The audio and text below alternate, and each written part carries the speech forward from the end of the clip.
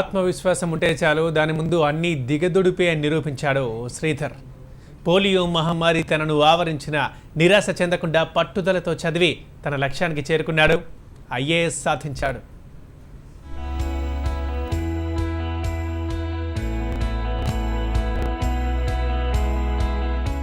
ఇతని పేరు చామకూరి శ్రీధర్. ఇటీవల ప్రకటించిన సివిల్స్ ఫలితాల్లో 346వ ర్యాంకు సాధించాడు.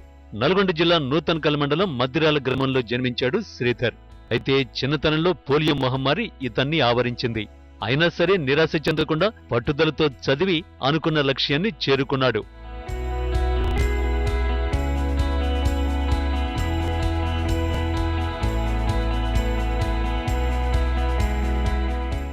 చిన్నప్పటి నుంచి శ్రీధర్ కుటుంబం ఆర్థికంగా వెనుకబడి ఉంది.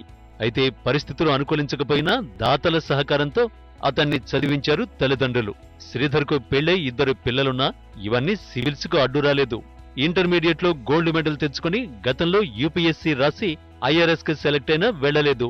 ఎలాగైనా సరే ఐఏఎస్ కు ప్రిపేర్ అయి చివరికి విజయం సాధించాడు. ఈ సంవత్సరం సివిల్స్ లో 348 ర్యాంక్ వచ్చింది. గత సంవత్సరం 1097 ర్యాంక్ వచ్చింది, కానీ సర్వీస్ లో జాయిన్ అవ్వలేదు.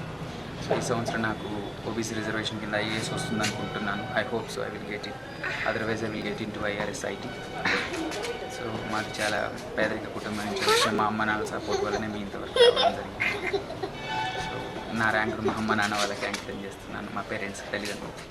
ఆత్మవిశ్వాసముంటే ఏదైనా సాధించవచ్చని నిరూపించాడు చామకూరి శ్రీధర్. వికలాంగుడైన మొక్కవని దీక్షతో సాధించిన విజయం ఇప్పుడు ఆ కుటుంబంలో వెలుగులను నింపింది.